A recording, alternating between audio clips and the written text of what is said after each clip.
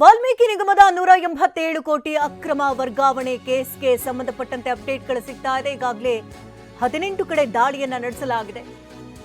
B Nagendra ನಿವಾಸದಲ್ಲಿ ತಡರಾತ್ರಿವರೆಗೂ ಇಡಿ ತಲಾಶ್ ನಡೆಸಿದೆ. ತಡರಾತ್ರಿ 12 ಗಂಟೆವರೆಗೆ ನಾಗೇಂದ್ರ ಮನೆಯಲ್ಲಿ ಪರಿಶೀಲನೆಯನ್ನ ನಡೆಸಲಾಗಿದ್ದು, ನಾಗೇಂದ್ರ ನಿವಾಸದಲ್ಲೇ ರಾತ್ರಿ ಕಳೆದಿದ್ದಾರೆ ಇಡಿ ಅಧಿಕಾರಿಗಳು. ಇಂದು ಮತ್ತೆ ಪರಿಶೀಲನೆ ಮುಂದುವರಿಸುವಂತಹ ಸಾಧ್ಯತೆ ಇದೆ. ಕೆಲವೇ ಕ್ಷಣಗಳಲ್ಲಿ ಶೋಧವನ್ನ ಮುಂದುವರಿಸಲಿದ್ದಾರೆ ಇಡಿ ಅಧಿಕಾರಿಗಳು. ನಿನ್ನೆ ಬೆಳಗ್ಗೆ ಬಿ ನಾಗೇಂದ್ರ ನಿವಾಸಕ್ಕೆ ರೇಡ್ ಮಾಡಲಾಗಿತ್ತು. ನಿನ್ನೆ ಒಂದೇ ದಿನದಲ್ಲಿ 18ಕ್ಕೂ ಹೆಚ್ಚು ಕಡೆ ದಾಳಿಯನ್ನು ನಡೆಸಿತ್ತು ಇಡಿ. ಬಸನಗೌಡ ದದ್ದಲ್ ನಿವಾಸದಲ್ಲೂ ತಡರಾತ್ರಿವರೆಗೆ ಶೋಧ ಕಾರ್ಯವನ್ನು ನಡೆಸಲಾಗಿತ್ತು. ಇವತ್ತು ಕೂಡ ಶೋಧ ಕಾರ್ಯ ಮುಂದುವರಿಸುವಂತಹ ಸಾಧ್ಯತೆ ಇದೆ. ಇವತ್ತು ದಿನಪೂರ್ತಿ ಶೋಧ ಕಾರ್ಯ ನಡೆಸ್ತಾರೆ ಅಂತ ಹೇಳಲಾಗ್ತದೆ. ನಾಗೇಂದ್ರ ನಿವಾಸದಿಂದ ನೇರ ಸಂಪರ್ಕದಲ್ಲಿ ನಮ್ಮ ಪ್ರತಿನಿಧಿ ಪ್ರಜ್ವಲ್ ಇದ್ದಾರೆ ಮಾಹಿತಿ ನೀಡುವುದಕ್ಕೆ. ಪ್ರಜ್ವಲ್, ವಾಲ್ಮೀಕಿ ನಿಗಮದ ಹಗರಣ 187 ಕೋಟಿ ಅಕ್ರಮಕ್ಕೆ ಸಂಬಂಧಪಟ್ಟಂತೆ ಇಲ್ಲಿವರೆಗೆ ಏನೆಲ್ಲ ವಶಪಡಿಸಿಕೊಳ್ಳಲಾಗಿದೆ? ಈಗ ಮತ್ತೆ ತನಿಖೆಯನ್ನು ಆರಂಭಿಸಿದ್ದಾರೆ ಅಧಿಕಾರಿಗಳು. ಶಕುಂತಲಾ, ಇನ್ವೆಸ್ಟಿಗೇಷನ್ ಪ್ರಮುಖವಾಗಿ ಇಡಿ ಇನ್ವೆಸ್ಟಿಗೇಷನ್ ಅನ್ನ ನೋಡ್ಬೇಕಾಗುತ್ತೆ. ಯಾಕಂತಂದ್ರೆ ಇಲ್ಲಿ 3 ಕಡೆಯಿಂದ ಇನ್ವೆಸ್ಟಿಗೇಷನ್ಗಳು ನಡೀತಾ ಇದೆ. ಒಂದ್ ಕಡೆ ರಾಜ್ಯ ಸರ್ಕಾರ ರಚನೆ ಮಾಡಿದಂತ SIT ಇಂದ ಇನ್ವೆಸ್ಟಿಗೇಷನ್, ಇನ್ನೊಂದ್ ಕಡೆ CBI ಅವರು ಇನ್ವೆಸ್ಟಿಗೇಷನ್ ಮಾಡ್ತಿದ್ದಾರೆ, ಮತ್ತೆ ಇನ್ನೊಂದ್ ಕಡೆ ಈಗ ಇಡಿ ಅಧಿಕಾರಿಗಳು ಇನ್ವೆಸ್ಟಿಗೇಷನ್ ಮಾಡ್ತಿರುವಂತದ್ದು. ಪ್ರಮುಖವಾಗಿ ಇಡಿ ಅಧಿಕಾರಿಗಳು ಹಣದ ವರ್ಗಾವಣೆ ಯಾವ ರೀತಿ ಆಗಿದೆ, ಅಕ್ರಮವಾಗಿ ಯಾವ ರೀತಿಯಲ್ಲಿ ಹಣವನ್ನ ವರ್ಗಾವಣೆ ಮಾಡಿಕೊಂಡು ಇವರು ಅಕ್ರಮವಾಗಿ ಹಣವನ್ನ ಗಳಿಸಿದ್ದಾರೆ, ಅದನ್ನ ಎಲ್ಲೆಲ್ಲಿ ಇಟ್ಟಿದ್ದಾರೆ ಅನ್ನೋದ್ರ ಬಗ್ಗೆ ಇಡಿ ಅಧಿಕಾರಿಗಳು ತನಿಖೆಯನ್ನ ಮಾಡ್ತಿದ್ದಾರೆ. ಮತ್ತೊಂದ್ ಕಡೆ ವಂಚನೆಗೆ ಸಂಬಂಧಪಟ್ಟಂತೆ ಈಗಾಗಲೇ SIT ಮತ್ತೆ ಬ್ಯಾಂಕಿನ ಫ್ರಾಡ್ಗೆ ಸಂಬಂಧಪಟ್ಟಂತೆ CBI ಇನ್ವೆಸ್ಟಿಗೇಷನ್ ಮಾಡ್ತಿದ್ದಾರೆ. ಈಗ ಈ ಇನ್ವೆಸ್ಟಿಗೇಷನ್ ನಲ್ಲಿ ಹರೀಶ್ ಅಂತ ಹೇಳಿ ಒಬ್ಬ ವ್ಯಕ್ತಿಯನ್ನ, ಅಂದ್ರೆ ಮಾಜಿ ಸಚಿವ ನಾಗೇಂದ್ರ ಅವರ ಆಪ್ತ ಸಹಾಯಕನಾಗಿದ್ದಂತ ಹರೀಶ್ ಅನ್ನೋ ವ್ಯಕ್ತಿಯನ್ನ ವಶಕ್ಕೆ ಪಡೆದು ನೆನ್ನೆಲ್ಲ ವಿಚಾರಣೆ ಮಾಡಿದ್ರು. ಮತ್ತೆ ಸುಮಾರು 18ಕ್ಕಿಂತ ಹೆಚ್ಚು ಕಡೆ ಏನ್ ದಾಳಿಯನ್ನ ಮಾಡಿದ್ರು ಅಲ್ಲೆಲ್ಲಾ ಕಡೆನೂ ಸಹಿತ ಬಹುಪಾಲು ಕಂಟಿನ್ಯೂ ಅನ್ನ ಮಾಡ್ತಿದ್ದಾರೆ. ಎಲ್ಲಿ ಏನೂ ಇಲ್ಲ, ಏನೂ ಸಿಕ್ಕಿಲ್ಲ ಅನ್ನೋ ಒಂದು ಪರಿಸ್ಥಿತಿ ಇದೆ. ಮತ್ತೆ ವಿಚಾರಣೆಗೆ ಒಳಪಡಿಸ್ಲಿಕ್ಕೂ ಯಾರು ಇಲ್ಲ ಅನ್ನೋ ಪರಿಸ್ಥಿತಿ ಇದೆ ಅಂತ ಒಂದು 2 ಕಡೆ ಸರ್ಚ್ ಆಪರೇಷನ್ ಅನ್ನ ಕಂಪ್ಲೀಟ್ ಮಾಡಿದ್ದಾರೆ. ಅದನ್ನ ಹೊರತುಪಡಿಸಿ ವಾಲ್ಮೀಕಿ ನಿಗಮದಲ್ಲಿ ಈಗ ಸಹಿತ ನಡೀತಾ ಇದೆ. ಮತ್ತೆ ದದ್ದಲ್ ಅವರ ನಿವಾಸ ಆಗಿರ್ಬೋದು, ನಾಗೇಂದ್ರ ನಿವಾಸ ಆಗಿರ್ಬೋದು, ಹೈದರಾಬಾದಿನ ಕೆಲ ಸ್ಥಳಗಳಾಗಿರ್ಬೋದು, ಹೀಗೆ ಸುಮಾರು 18ಕ್ಕೂ ಹೆಚ್ಚು ಸ್ಥಳಗಳಲ್ಲಿ ಈ ಕ್ಷಣಕ್ಕೂ ದಾಳಿಯನ್ನ ಕಂಟಿನ್ಯೂ ಮಾಡಲಾಗ್ತಿದೆ. ಪ್ರಮುಖವಾಗಿ ರಾತ್ರಿ 12 ಗಂಟೆ ತನಕ, ಸುಮಾರು 11:30-12 ಗಂಟೆ ತನಕ ಅಧಿಕಾರಿಗಳು ಪರಿಶೀಲನೆಯನ್ನು ಮಾಡಿಕೊಂಡು ನಂತರದ ಹಂತದಲ್ಲಿ ಒಂದು ಬ್ರೇಕ್ ಅನ್ನ ಕೊಟ್ಕೊಂಡಿದ್ದಾರೆ. ಈಗ ಅಧಿಕಾರಿಗಳ ಮತ್ತೊಂದು ತಂಡಗಳು ಈಗ ರಾತ್ರಿ ಸುಮಾರು ಒಂದು 9-10 ಜನ ಇನ್ವೆಸ್ಟಿಗೇಷನ್ ಟೀಮ್ ಅಲ್ಲಿ ಇದ್ದಂತ ಸದಸ್ಯರು ಏನಿದ್ದಾರೆ, ಒಂದು 2-3 ಜನ ಬಿಟ್ಟು ಬಾಕಿಯವರೆಲ್ಲ ಹೋಗಿದ್ರು.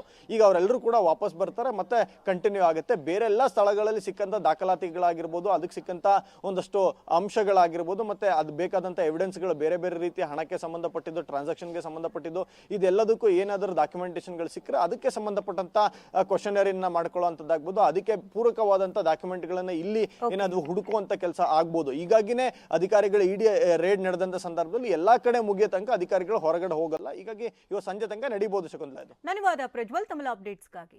ವಾಲ್ಮೀಕಿ ನಿಗಮದಲ್ಲಿ 187 ಕೋಟಿ ರೂಪಾಯಿ ಅಕ್ರಮ ಸಂಬಂಧ ಇಡಿ ಮೆಗಾ ರೇಡ್ ಮಾಡಿದೆ. ಮಾಜಿ ಸಚಿವ ಬಿ ನಾಗೇಂದ್ರ ನಿವಾಸದಲ್ಲಿ ನಿನ್ನೆ ಬೆಳಗ್ಗೆಯಿಂದ ತಡರಾತ್ರಿ 12 ಗಂಟೆವರೆಗೆ ದಾಳಿ ಮುಂದುವರೆದಿದೆ.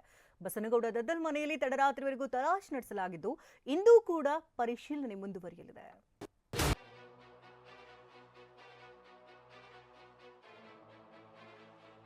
ವಾಲ್ಮೀಕಿ ಅಭಿವೃದ್ಧಿ ನಿಗಮದಲ್ಲಿನ 187 ಕೋಟಿ ರೂಪಾಯಿ ಅಕ್ರಮ ಹಣ ವರ್ಗಾವಣೆ ಕೇಸ್ ದಿನಕ್ಕೊಂದು ಸ್ಫೋಟಕ ತಿರುವುಗಳಿಗೆ ಸಾಕ್ಷಿ ಆಗ್ತಿದೆ.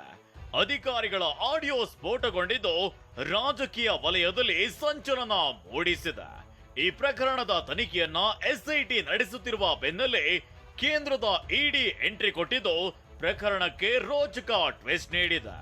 ವಾಲ್ಮೀಕಿ ನಿಗಮದ ಅಕ್ರಮ ಕೇಸ್ನಲ್ಲಿ ಸಚಿವ ಸ್ಥಾನ ಕಳೆದುಕೊಂಡಿರುವ ಶಾಸಕ ಬಿ ನಾಗೇಂದ್ರ ಮತ್ತು ನಿಗಮದ ಅಧ್ಯಕ್ಷರಾಗಿದ್ದ ಬಸನಗೌಡ ದದ್ದಲ್ಗೆ ನಿನ್ನೆ ಇಡಿ ಬಿಗ್ ಶಾಕ್ ಕೊಟ್ಟಿದೆ.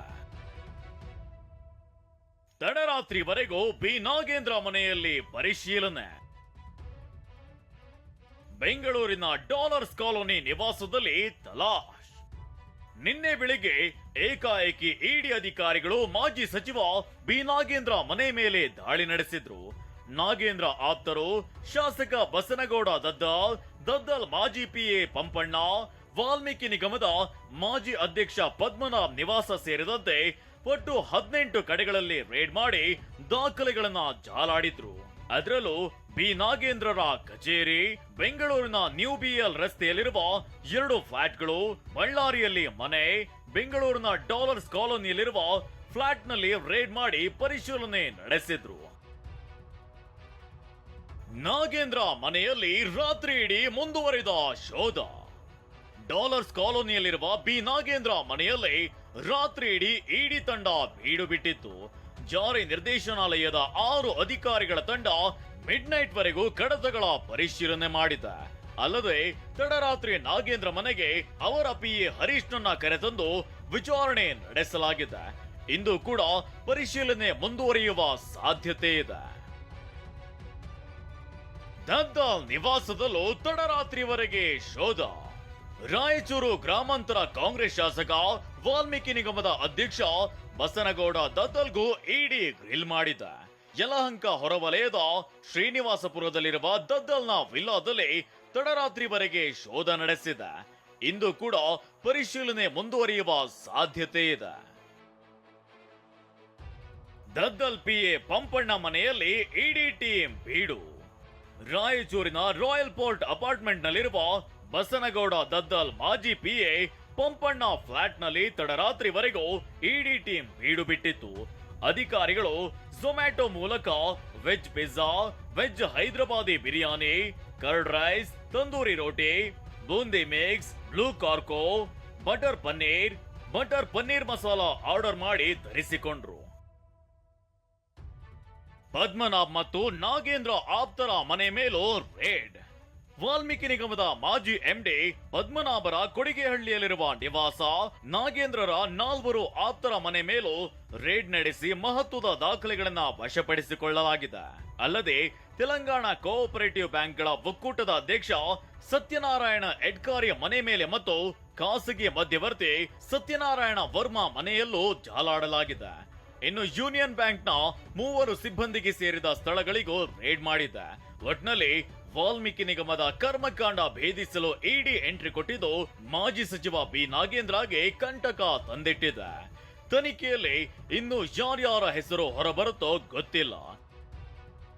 Bureau report, ಟಿವಿ9.